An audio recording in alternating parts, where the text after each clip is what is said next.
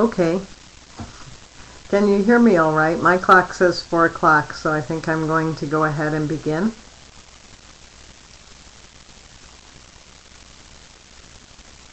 Jenny, please let me know if you can hear me starting. Okay, great, good. Well, welcome to everybody who's tuning in to hear this, and I'm Leigh Shambo from Human Equine Alliances for Learning, commonly referred to as HEAL. I'm a licensed mental health counselor. I'm a graduate of Epona Equestrian Services and an advanced approved instructor for Epona. And I also put my CBEIP on there because I was very happy to recently pass the test for the Certification Board for Equine Interaction Professionals. So those are my qualifications, and thought you might be interested in that. I'm here today to talk about the model that we use for equine-facilitated psychotherapy and learning, specifically for the treatment of complex trauma.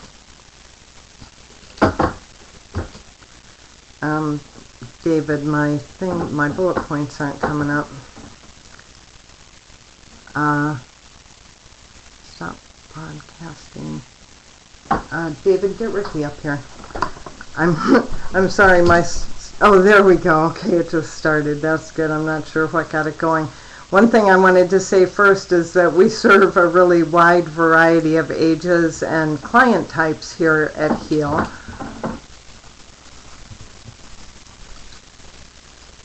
There's like a delay on my buttons coming up. Oh, the blue button. Okay, sorry guys. Right. Thank you. Okay, we serve a wide variety of ages and client types, but the thing that most of our clients have in common is that they're diagnosed with PTSD, with attachment disorders and associated mood, anxiety, or dissociative disorders. And so from little kids to actually elderly people, all these very diverse clients have in common that they've been subjected to trauma at the hands of other people, and they're suffering from the symptoms. Okay, we use the model here both for individual psychotherapy, which can be long-term, sometimes approaching 2 years or even over 2 years in therapy. And we also use it as a short-term intervention in a group psychoeducational approach, where usually the participants in a group intervention will also have a primary therapist that they're working with at home. Okay, so I want to talk first about the foundations of the HEAL model. And the thing we're trying to target here is the deep parts of the brain and nervous system, which we call the subcortical centers. In other words, regular talk therapy doesn't reach the symptoms of this disorder very well, the disorder of complex trauma. And the core problem that all of our clients have in common, from little kids to adults, is a poor capacity for self-regulation. So those are the areas that we're looking to impact through our therapy.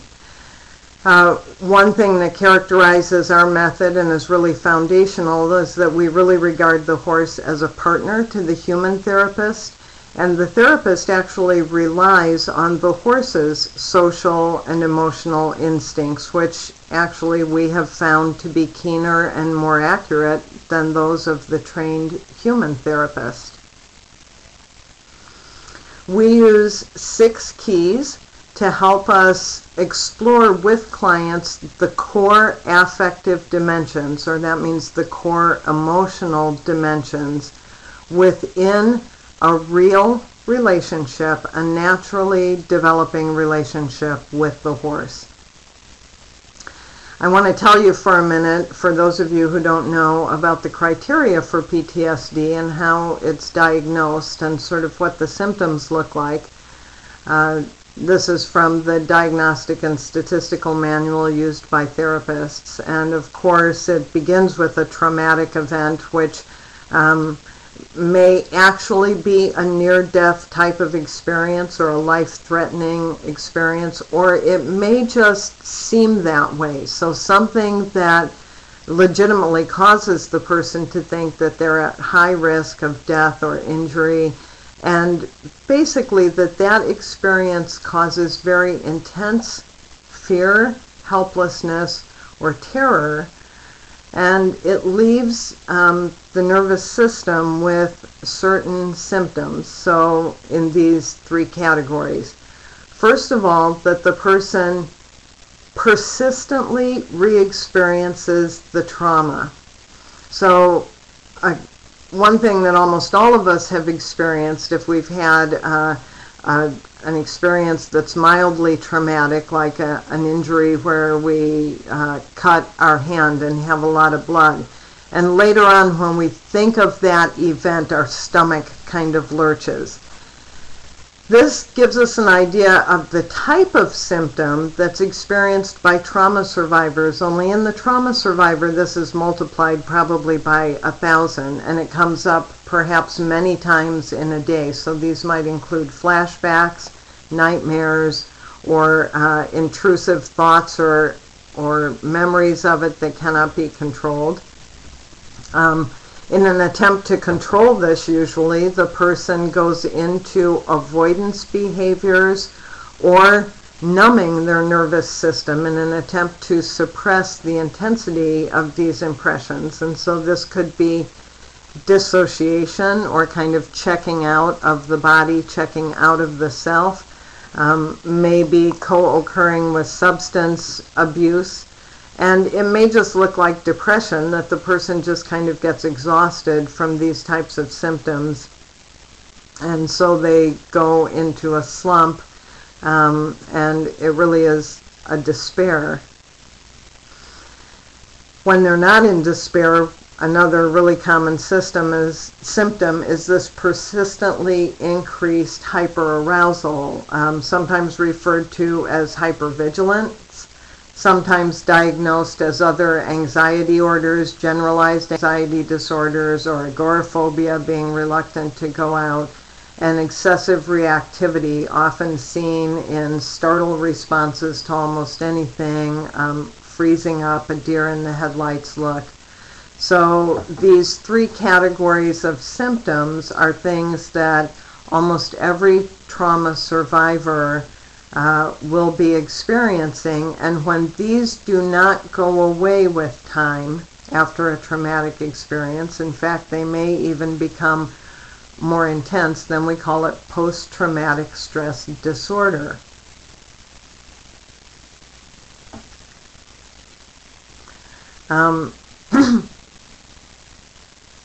The PTSD symptoms are imprinted or locked into the nervous system. And the problem with this, of course, is that it's very difficult to get to because it's locked into the nervous system. It's not responsive to cognitive controls.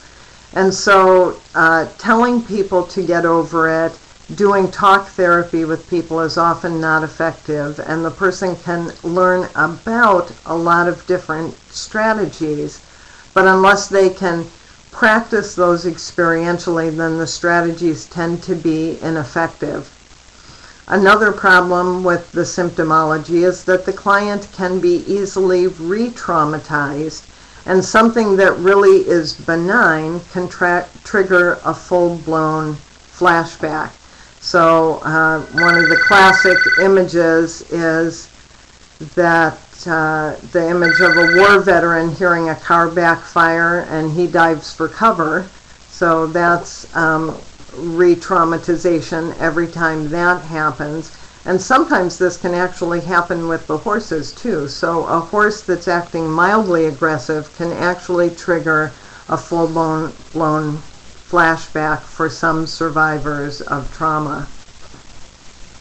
And it's well documented that trauma caused by humans leaves a far more complicated symptomology than trauma stemming from natural disasters or car accidents, things of this type that occur.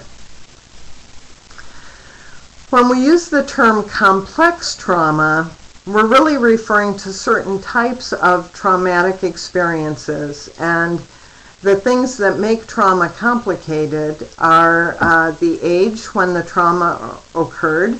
So when children have trauma, it becomes problematic because their cognitive functioning is impaired by the high arousal that they experience, and also this often prevents them from accomplishing the developmental milestones of normal childhood. And so it becomes more and more complicated as they miss the normal social functioning, the normal school functioning, and that is one thing that makes it complicated. Another thing that makes trauma complicated is when there are multiple episodes of it. So, for instance, a child who is abused in a one-time incident is going to have less complicated symptomology than a child who was abused many times over a period of years, as I often see in my practice. When children or adults have a baseline level of resilience and stability, that acts as a protective factor against traumatic experiences. But when there is no such baseline, then that leaves a child or an adult with little resilience. And so that's also a factor in complicating trauma.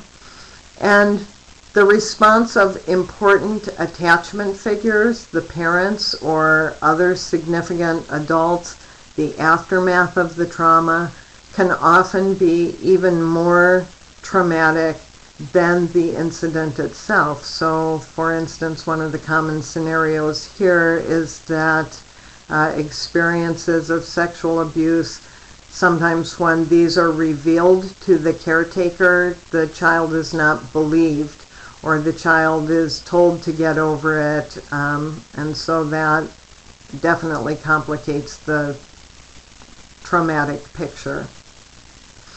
All of these things add up to a client who has a very impaired capacity for relationships, and they often drop out of therapy. It can be very difficult to keep these people in therapy, and even when they do stay in therapy, they're often very guarded with the therapist, and it can take years to build up trust with the therapist in this situation. The picture of a traumatized child. That's not one of our real clients. That's just a stock picture from the internet. Let's talk about why we would use horses, which I'm sure I'm preaching to the choir on this one, since we're all using horses in therapeutic applications and we know how well they work.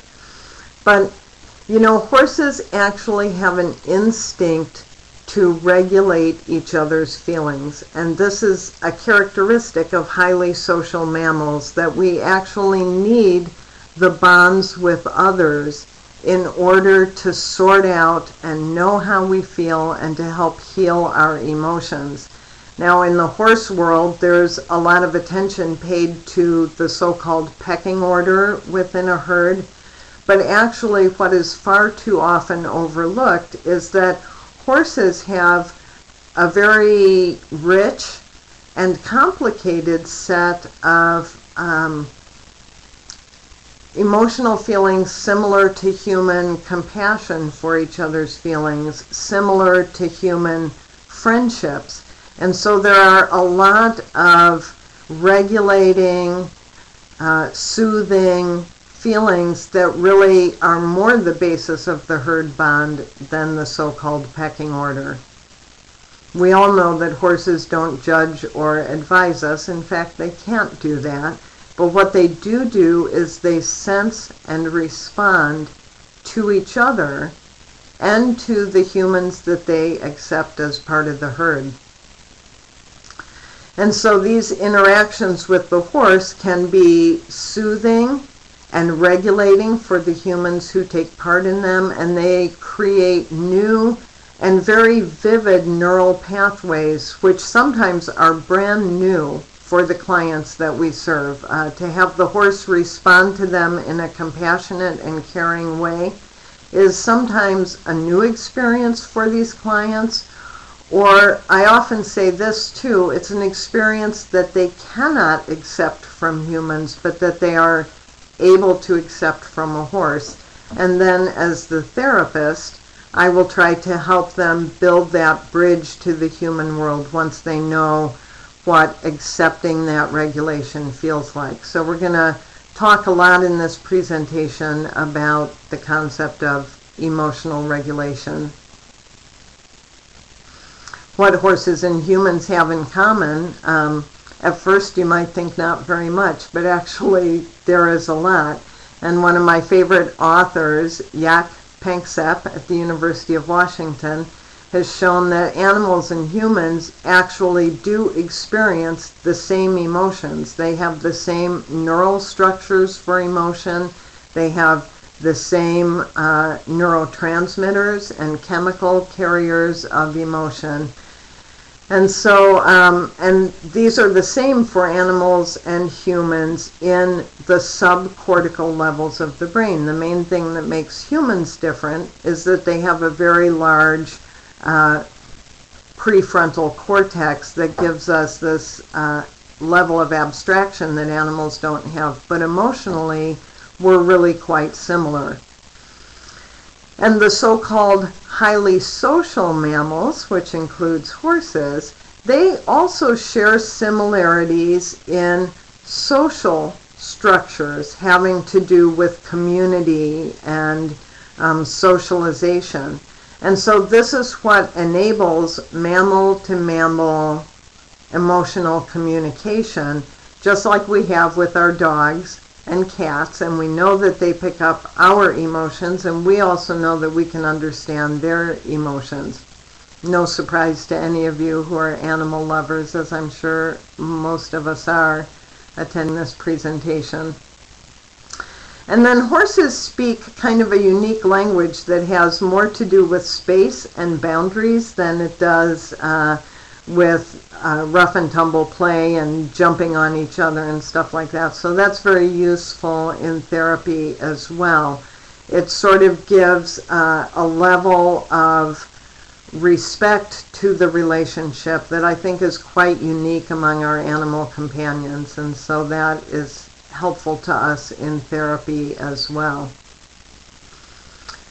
And so the herd, much like a human family, actually has its own emotional body with a very rich internal structure that goes far beyond the so-called pecking order. The HEAL model is a set of principles, and it's not a method or kind of a paint-by-numbers set of exercises. You have to understand it from the inside out, and that's what I'm going to try to give you a picture of today. It is suitable for a wide range of ages in therapy, and we basically use the same set of principles whether we're working with children or adults. I like to say that there's 3 levels of implementation which make this model effective as a use in psychotherapy. One is that this method really is designed for the qualified therapist working within a treatment strategy and plan that is tailored to the client. And so the principles will be shaped to the client that's being served. And it includes both the equine therapy, but also other interventions that the therapist will be using, art, journaling, and even office therapy to do some of the debriefing. As important as the horse is in the therapy, really the therapist is quite important too. In fact, I would argue that the human therapist is still the one who's in control of this treatment strategy. And so what happens during the debriefing, both in the equine therapy session and as the treatment progresses, is quite important to the success of the therapy. For some adult clients, they might have one session with the horses and then have several sessions in the office talking about how they are going to apply what they learned in their life. Because, of course, their human relationships are more complex and problematic than the relationships with the horse in therapy. Okay, I'm going to be telling you about 6 keys that we use. And they are tools for emotional and social functioning. They're tools for self-regulation, and they're tools for success in relationships. And the 6 keys are also core emotional flavors, if you will. They speak to the core emotions that humans and animals share. I wanted to show you this diagram because we're going to be talking in a minute about what's called the triune brain, or the 3 parts of the brain. I said that it's the cortex up at the top, number 1, that makes us uniquely human. It's not that horses don't have one. They do, and horses do solve problems, and horses do engage in planning, but not to the extent that people do. So it's the sheer volume and of this cortex that really makes us unique in the mammalian world. Number 2, in the middle of the brain, we have the brain's emotional center, or what is sometimes called the mammalian brain, and this is called the limbic system. What makes mammals unique is that all mammals bear live young, and then they go through this process of bonding with their young and also enculturating a community bond. And so this is the core of social emotional functioning, and we often say that the connection with the horse is a limbic connection with the horse. It's a connection that's made in this emotional center of the brain.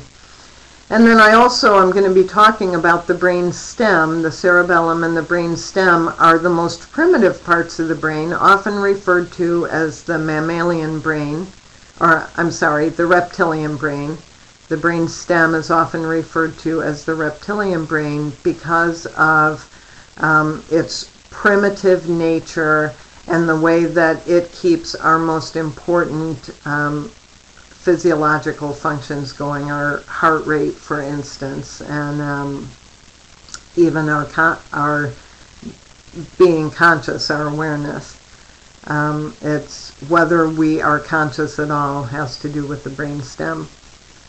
So also there are connections throughout the body. So these 3 parts of the brain are felt throughout the body via our nervous system, and we're going to talk a little bit as we go through the 6 keys about the autonomic nervous system and the neural pathways that are built as we develop, and they become like a road network connecting the different parts of the brain and connecting throughout the body.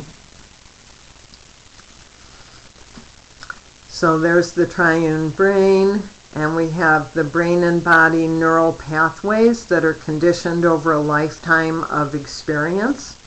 So these neural pathways only develop by use, and then once they're built, those become the available pathways for functioning. They're based on our past experience.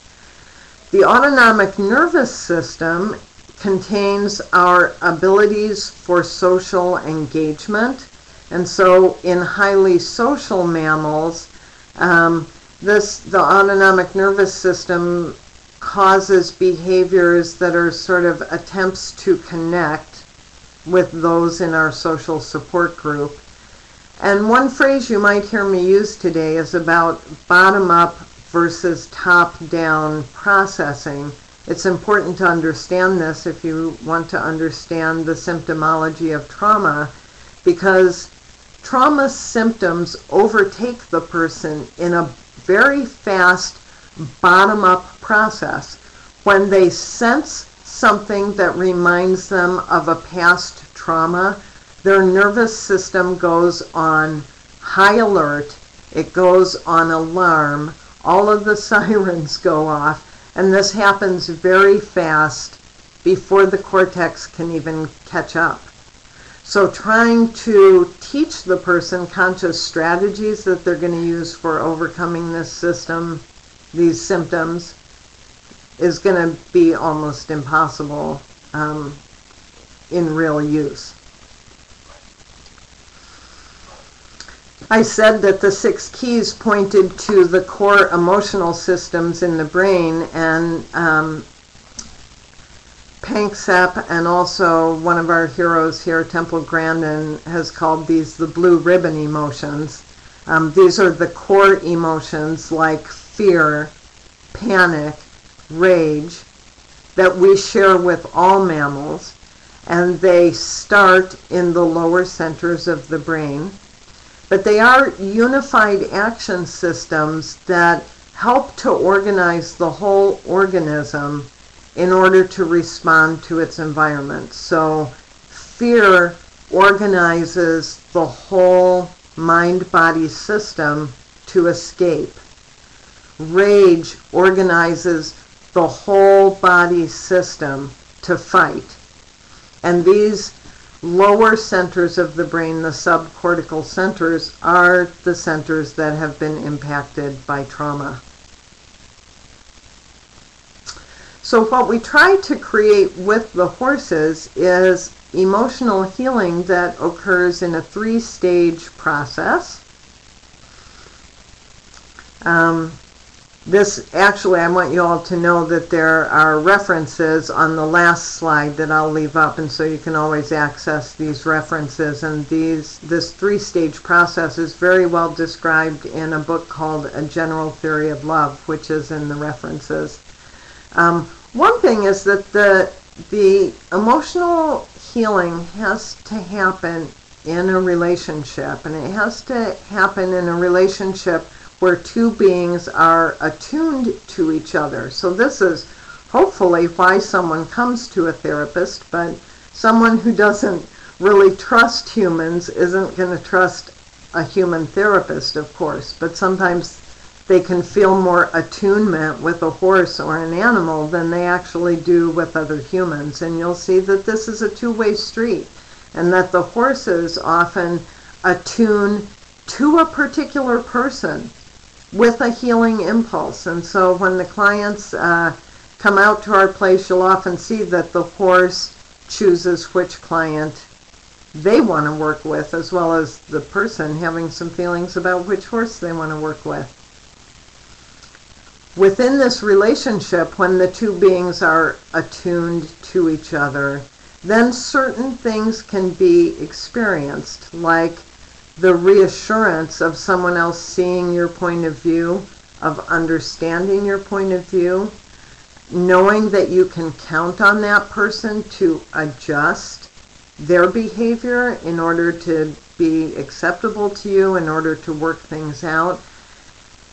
And also it's a relationship where you can count on it being okay to be authentic and to show up with your real feelings as who you really are. And so we will be talking about the importance of that as we get into each of the 6 keys. When we have a relationship that has the first 2 things, emotional resonance and emotional regulation, then actually we are primed to have a new and healthier experience of relationship, which in the field of neuroscience would be called revision, emotional revision, or revision of the brain's affective circuits. And these are like new emotional templates that are formed in a healthier relationship than that person has known before. So we'll be talking about this 3-stage process as we talk about how we're helping clients with the HEAL model. Experiential learning is interesting and fun, as all of you know who work with horses. Certain types of learning can only occur by experience. You cannot learn to tie your shoes by reading about it. You cannot learn to swim by reading about it. You learn to swim by swimming. You learn to tie your shoes by tying your shoes. And so the neuroplasticity that we're looking for, the ability of the brain to remodel itself, only occurs in experiences that activate these deeper neural circuits of the brain. This is a quote that you often see around the field of EFPL, that what has been wounded in a relationship must, after all, be healed in a relationship. And so we have to get these relationship impaired clients who have complex trauma, we have to get them into a real relationship where they feel very safe. And that is not so easy to do, even for a trained therapist. So we like to use the horse. And the example of some of the things that we can teach with horses, like you learn boundaries by actually navigating boundaries and seeing how they feel, and learning how to do the timing and the exact amount of communication. You only learn to play by playing. I'm sure play is something that cannot be learned out of a book. And you only learn assertiveness by actually going through those actions. We're going to dive into the 6 keys here, and we're going to be describing a process as well. So we want to activate all of these keys so that they are available to the clients. But as we teach the keys and move the person through this therapeutic experience, then we also are entering into a process that has sort of a beginning and a middle and an end. So this key 1 is at the very beginning of therapy, how we start working with the person and the horse together. And one thing that you all will know, but the clients usually don't when they come, is that the horses are acutely aware of the client's most subtle somatic signals. Their heart rate, their degree of muscle tension, even in their face. The tightness of a client's face will be read by a horse instantly. And of course the breath. All of you who are horse people know the importance of using your breath as a communication, as well as just something that the horse senses about you and will be very aware of. So we begin in key 1 by teaching the clients mindfulness-based somatic awareness and also somatic calming strategies. In other words, to be aware of very subtle things that go on in their actual body sensations. And we also teach them ways to calm things down. And what we're hoping for with the horses is to create a little bit of excitement in these deep-seated centers of emotion, and then teach them in action by experience how to calm those feelings down. And of course, they also need to sometimes calm their equine partners' feelings down too. So we'll be talking about that. Tuning into subtle feelings such as fear enables the client to be responsible for their safety. Now, throughout this presentation, when you see the name of an emotion that's typed in all caps like that, we're actually talking about the neural circuit of fear. So even a little sense of caution, which isn't a full-blown fear, is the neural circuit of fear. If I feel a little bit of nervousness around a horse, that actually means that my fear neural circuit has been engaged.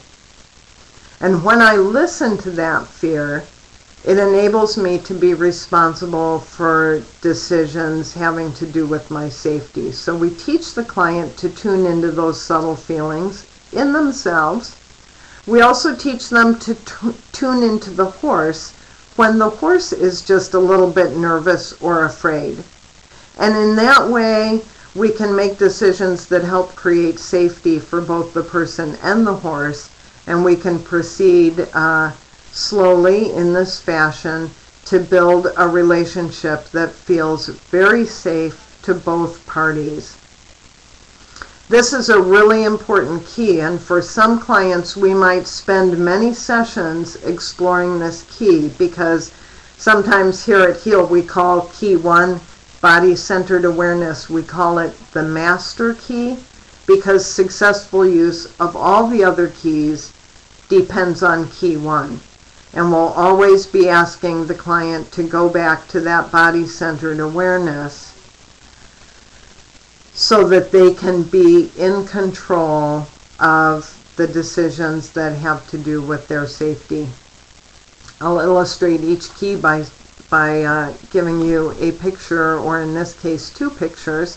Here's a client first meeting the horse, and by the way, the pictures that I've chosen for this presentation are clients from personal growth workshops, or sometimes from our own facilitator training here. These are not pictures of clients who are in actual psychotherapy, and the photos are used with permission. This is a client in a first session standing back from the horse and learning to practice this body awareness and calming. You can see that the client's posture is just a little bit on the rigid side, perhaps reflecting some performance anxiety or maybe a little bit of nervousness related to being around horses. You can also see the attunement of the horse toward that person, even though the horse is being held by someone else who's off picture. So the horse may just be looking, but often horses will hold that kind of ears pricked, 2 eyes on posture, and this is what we call at HEAL the limbic lock-on response. When you see a horse pointed toward the client, both ears, both eyes looking at that client, that usually means, I'd like to work with this person. I know how to help them.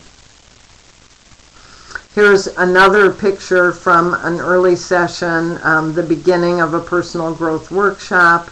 This participant in the workshop is starting to explore in closer proximity to the horse's body and is touching the horse. And so we go on to talk about zones of safety and help the client feel really safe around the horse, and help the client learn to use to not just feel their somatic sensations and characteristics, but also to kind of start blending with the horse, working in close to the horse, feeling the horse's breathing, feeling the horse's heart rate, and in this way develop a deep body sense of safety with the horse.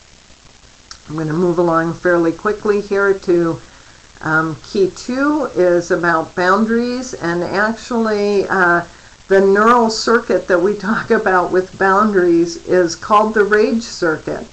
Not that we really want to activate rage, but when boundary violations, when someone comes and steps over a boundary just a little bit and it activates a little bit of irritation or the desire to leave, that usually signals a boundary violation, and our clients have had a lot of those. So learning to manage their boundaries and be responsible for their boundaries is really critical to trauma recovery. And clear boundaries enable respectful, safe relationships. So this is a very important key, and like the first one, we often spend several sessions exploring this topic with clients, with the horses. We teach them to sense the horse's boundaries and let them explore and feel that. I'm using the word teach, but it's not like we're teaching them about it. We're helping them explore by doing it. And we help them explore by actually negotiating the boundaries with the horse and developing some sense of competency in being able to set boundaries with the horse and also keep the horse safe by observing the horse's boundaries. We have a number of different exercises that we use, but basically what we're doing is teaching the person to respectfully approach and greet and touch. We're helping them learn that they can ask the horse to take a step back, that there can be a hangout zone where no one's touching anybody and we're together, but we're not making any demands on each other. And boundaries in a bucket is a little exercise where the person protects something valuable, i.e. a bucket of food that the horse wants, and the person learns to set a boundary to protect that asset. So here's a person, a participant in a personal growth workshop, who is learning to ask the horse to take a step back without physically touching the horse, but just by assertively using her energy field. And you can see that the horse doesn't need a halter or any restraint. This horse and person are already in a limbic relationship with each other. And so the horse is a willing participant in this. And the woman is learning to ask for a little more space in this relationship. Key 3 is called Mending the Divided Self. And you might ask, well, what is a divided self? It's what most of us feel as self-criticism, or it may feel like we're kind of alienated from others, or we're isolated because we cannot be authentically connected.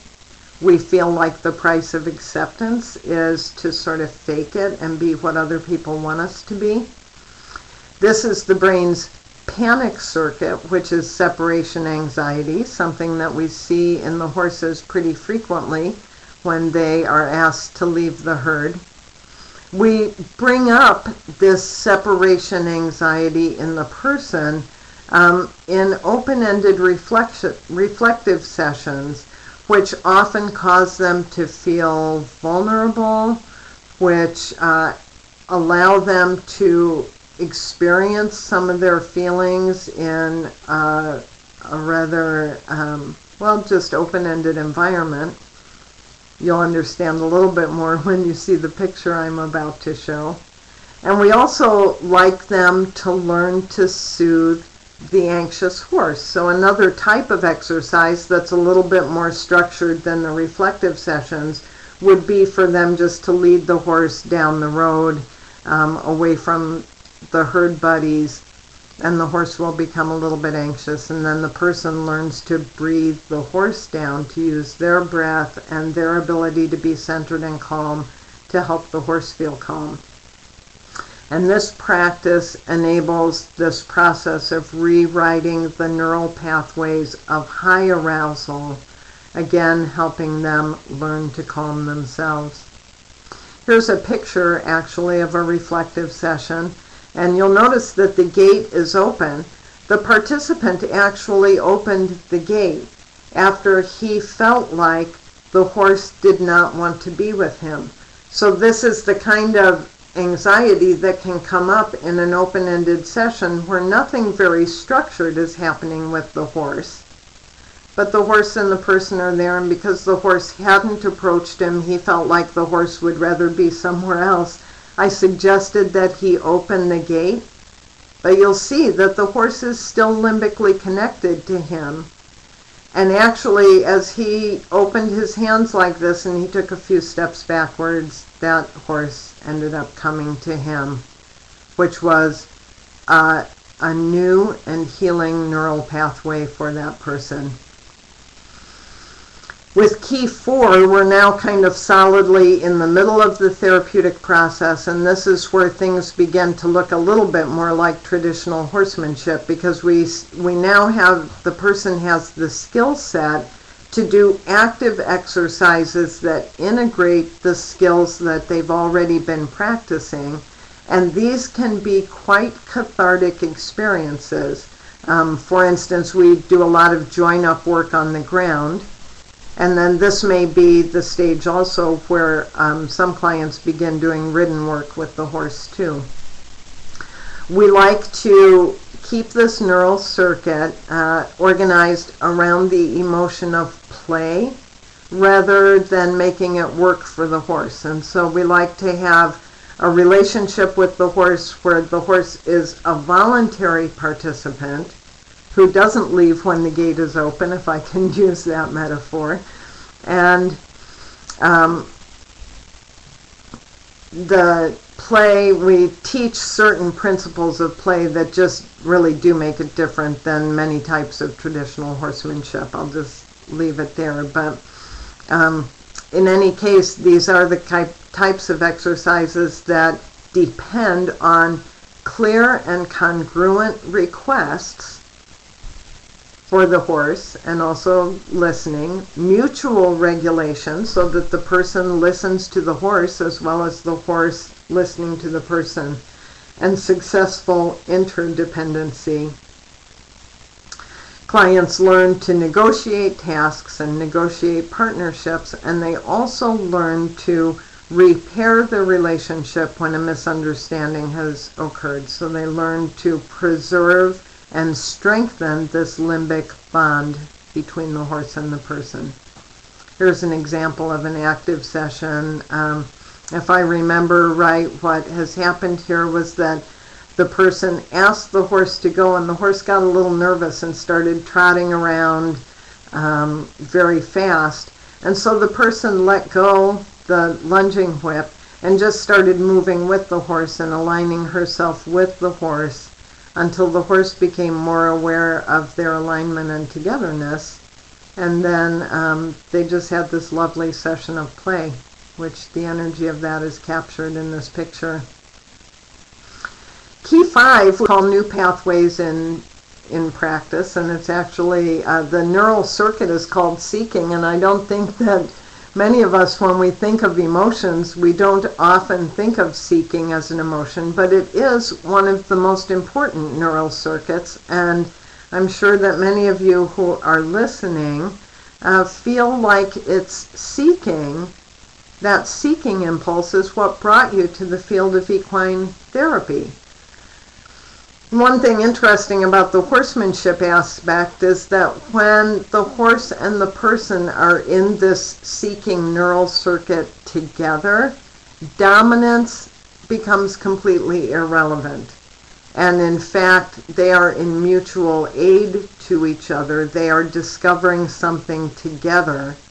And it's not about the person making the horse do anything at all. It's the horse and the person really creating something together. And so we like to use these sort of transformative exercises, running with the horse, dancing with the horse, facing various types of obstacles together, usually obstacles that the person never imagined they could face with the horse. But now they succeed. And so this gives us, again, a memorable neural imprint that we can build on and generalize to the human world. In this picture, actually, a horse is retrieving a cone, just like your golden retriever would. And this is something that we have taught this horse, Dixie, through clicker training, because clicker training actually activates the horse's seeking neural circuit. And also watching the horse do something that seems very unhorse-like expands the person's imagination about how horses think and what they're capable of. So that's kind of a fun activity that we usually use with this key. Key 6, the social brain in practice, we kind of save that until the end in most cases, because when our clients first start, their social capacities are often quite impaired, but by the time they are well along in therapy, or maybe they're even at the final stage of therapy where termination is near, their social brain is working quite well in this relationship. And horses' brains are very social as well. This is enabled in horses and humans by a type of neuron in the brain that we call mirror neurons, now thought to be the basis of empathy in all species. And all mammalian species do have empathy, by the way. But the horse activities for Key 6 can be built around the many routines of caring for horses. And so in some cases, we have clients who help out in the barn. They help take care of the horses. They like to spend time taking care of the barn and keeping it safe for the horses. Many clients at this stage, particularly adults, we will see that throughout the course of therapy that they've been transferring more of the bond from the horse to the human therapist. And so sometimes by the ending stage of therapy, the relationship with the human therapist has actually assumed more importance now than the relationship with the horse. That's a good thing when that happens. One of the things about this stage of therapy is that we like to do activities that help the person honor the horse and celebrate the horse, and actually we're also preparing them for the final termination of therapy when they move on to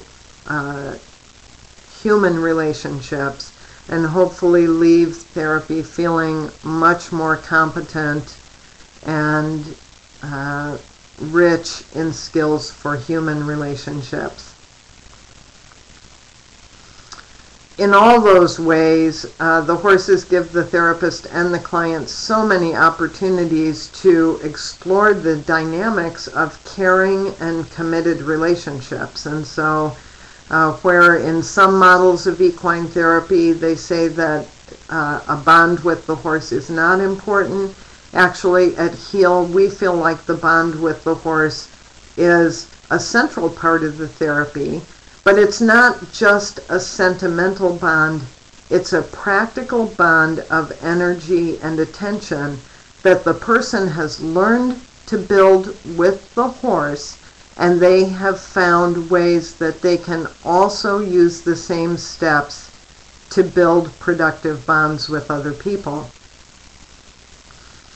Here's a picture of a client who's at the very end, the culmination stage of a personal growth event, and you can see that she's running with the horse. This was a participant who on the first day was having some pretty severe symptomology of PTSD, but she managed to calm herself. She managed to use the soothing strategies. She learned to set some boundaries and work through problems of regulation. And now they're at this culminating stage of dancing with the horse. It was a lovely afternoon and music was playing. And the horse had, an older horse, he had been kind of tuned out and not used to people doing stuff like this, but his heart just opened up too. And he loved dancing with several participants in a row. It was very joyful. And this is actually the actual description of one client, not the one in the picture, but someone who did this horse dancing. And so I like to read this as a way of wrapping up this part about the keys. We started out slowly, moving back and forth with each other, and then I sent him out trotting and cantering around me. As he bucked in playful joy, my whole soul came alive. He joined back up with me, and we flowed through the length of the arena, our strides matching in harmony. I ran beside him, and my heart sang with a feeling of connection and belonging. Tears of acceptance and freedom welled up from my inner being as I watched Gallant embody the joy that I felt inside. I was so amazed at this deep connection that opened up to me when I allowed myself to be free. And I was astonished to discover that the result of being authentic was deep connection, not rejection. I want to just pause on that last sentence. Her old neural pathways, her previous neural pathways, her historical neural pathways were pathways of rejection, and now she has found connection. The remaining slides really focus on our research that we've done over a number of years here at HEAL, and I think that I could let you study those for yourself. I'll click through them quickly, but I do want to allow a few minutes for questions if there are questions. And of course the presentation will remain up on the website so that you're welcome to view it when you have more time. You're also welcome to contact me at HEAL if you have other questions that don't get answered today. But we have found this to be very effective for depression, for dissociative symptoms. Anxiety is kind of mixed, but what we have found out is that clients learn to distinguish productive from non-productive anxiety. And this measure sort of measures treatment effectiveness and functioning, and so it's done well in that too. But I'm just going to give a pause here and see if there are any questions that you'd like me to answer now.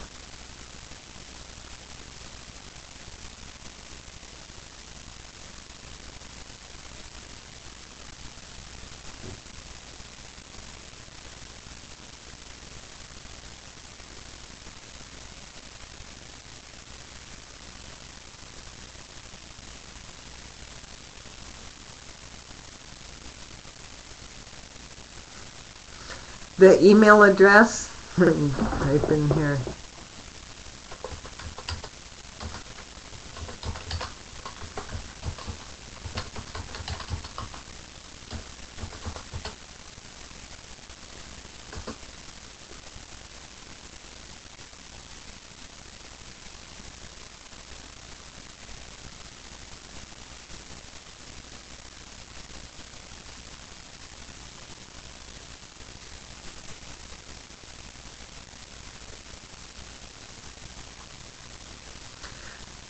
Am I still on, Jenny? Can I answer questions?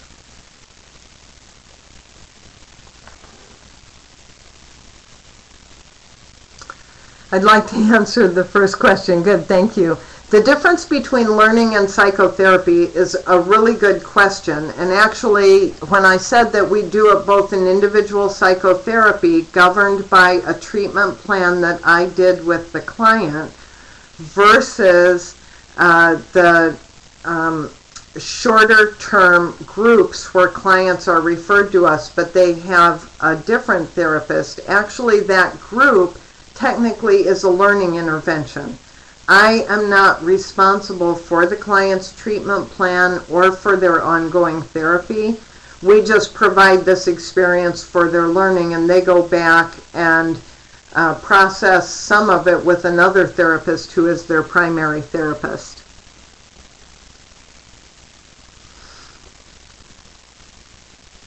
Is there such a thing as a typical client? How long do you usually work with that client? You know, there's really not such a thing as a typical client. Even in the individual therapy where I am the primary therapist and I'm responsible for the treatment planning, I have some clients who make tremendous progress in as little as 8 to 12 sessions. That's usually the minimum that I tell clients to expect. And other clients, as I've said, may be in therapy for 2 years on the longer side or more. So there's quite a bit of individual variation depending on the severity of the problems.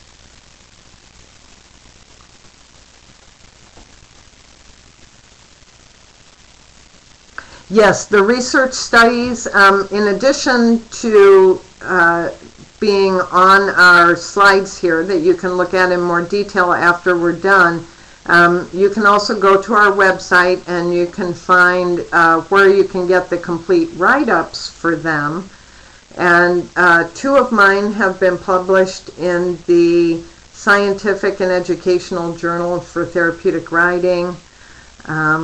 So yeah, please look those up and you'll be able to find the original articles if you want them.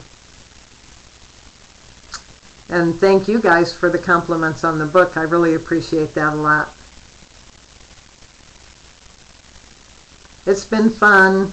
Sorry I was a little bit nervous. It was my first webinar, but I think it's really been fun. Nice format.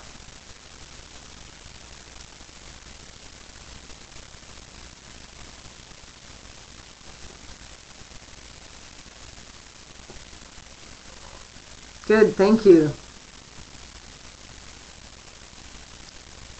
Okay, Jenny, thanks a lot.